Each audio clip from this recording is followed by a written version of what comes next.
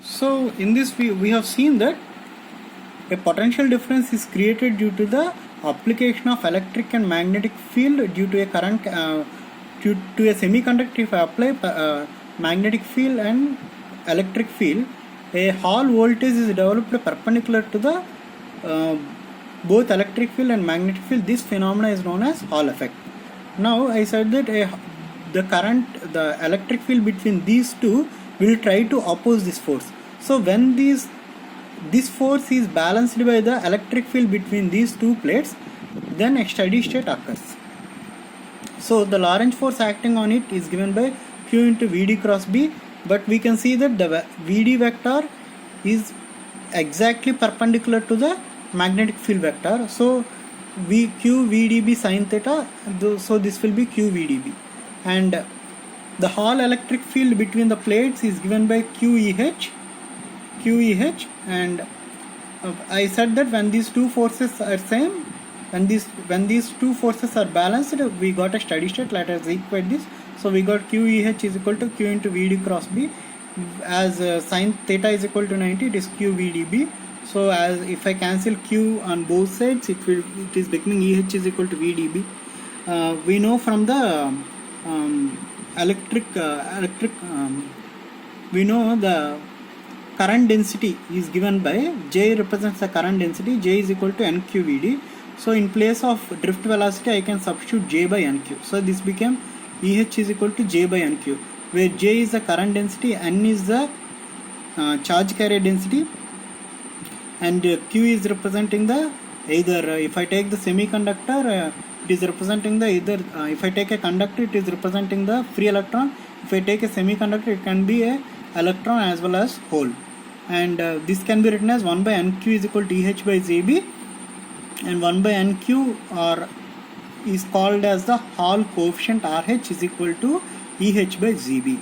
So if you know what is the Hall coefficient by measuring what is the Hall electric field, that is Hall electric field that is applied to the material, and what is the magnetic field and what is the current density, you can find the Hall coefficient. If you find the Hall coefficient, if I take a Q represents the charge of the carrier, if it is E, okay, I can get what is from the Hall coefficient I can get the what is the charge carrier density, what is the carrier density of holes, or what is the carrier density of electrons. Suppose if I have a N-type semiconductor, my majority charge carriers are electrons, so my Hall coefficient will be negative. If I take P-type semiconductor, majority charge carriers are holes, so my Hall coefficient will be positive. So let us see what are the significances of this Hall effect. By finding out the sign of the Hall voltage, we can determine what is the sign of the charge carriers. So if you got positive Hall voltage, then it is the charge carriers are holes, that is P-type semiconductor. If the Hall voltage is positive, then you have positive charge carriers, that means you have a P-type semiconductor. And you can also find what is the density of the charge carriers by this equation. By rearrange this equation, you can get N is equal to JB by QEH, so you can find the density of the charge carriers also. And Hall effect can also be used to measure the drift velocity of the charge carriers. So you can find drift velocity of the charge carriers also. And Hall effect is useful in understanding how the electrical conduction is taking place in metals and semiconductors. Can be in detail can be explained by this Hall effect process. So what we have learnt is when we apply, if you take a current carrying conductor, if I take a semiconductor or a conductor, and if I apply magnetic field and electric field perpendicular to it, a Hall voltage will get developed perpendicular to the both electric field and magnetic field. That is called as a Hall effect, and we have defined the term called as Hall coefficient, which is RH is equal to EH by ZB. So let us see what is drift current and diffusion current. So all of you see this diagram. Here I took a semiconductor. So here I have more holes are there. Let us take this is a P-type semiconductor. To this P-type semiconductor, I connected a battery. So the holes are moving in the direction of electric field, and the electrons are moving in the direction opposite to the electric field. So what happened earlier, when there is no electric field, the electrons are moving in random direction, as well as the holes are also moving in random direction. So so the net current is 0. But when I apply electric field, the electrons and holes are moving in a particular direction, they are having certain velocity. As the charges are moving, there will be certain current. In the presence of electric field, the electrons are moving with definite velocity, so there is some current produced. So the current produced means there will be current density, and we know that the current density is given by NEVD. So VD can be written as mu E, where mu is the mobility and E is the electric field applied, and the drift current density can be written as, we know that in a semiconductor the current density is due to the electrons as well as holes, so it is current density due to electrons and current density due to holes can be written as NE mu E plus NHE mu H into applied electric field. So this is called drift current. What is drift current? When we apply certain electric field, the electrons are moving.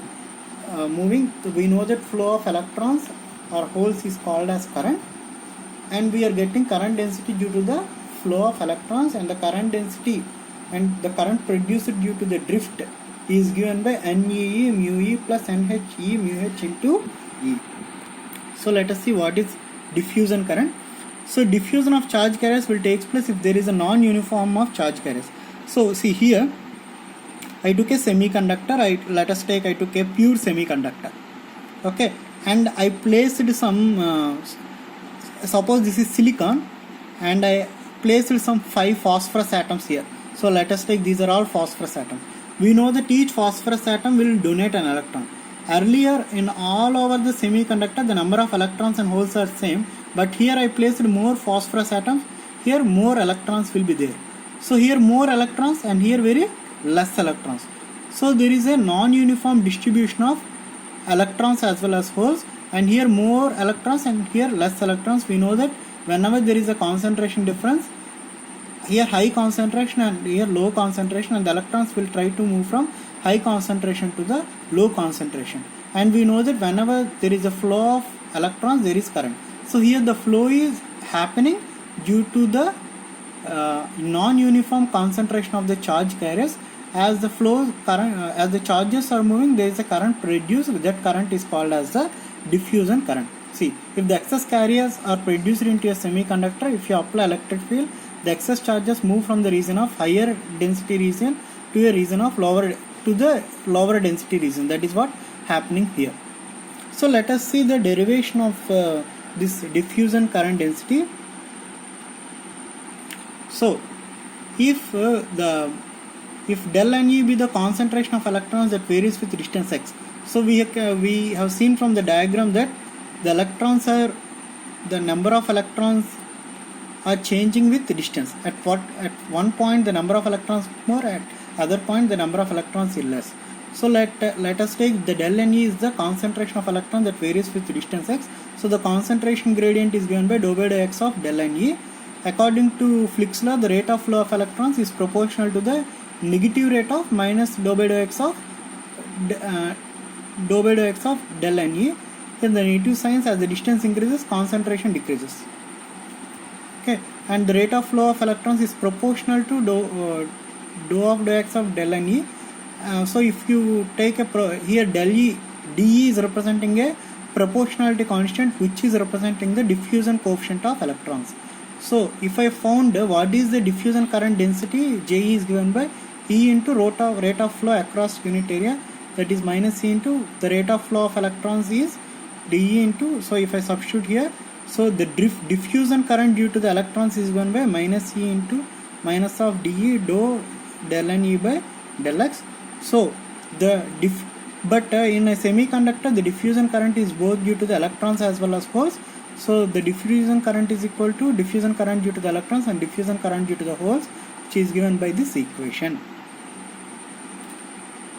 So what we have learnt is, we have learnt Hall effect and drift current and diffusion current. Drift current is due to the movement of the charge carriers when there is an applied electric field, and diffusion current is due to the non-uniform distribution of electrons.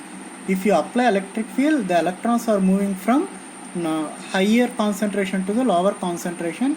This result in a diffusion current, and this current is diffusion current, and this diffusion current is due to the both electrons and holes is in a semiconductor and given by this equation.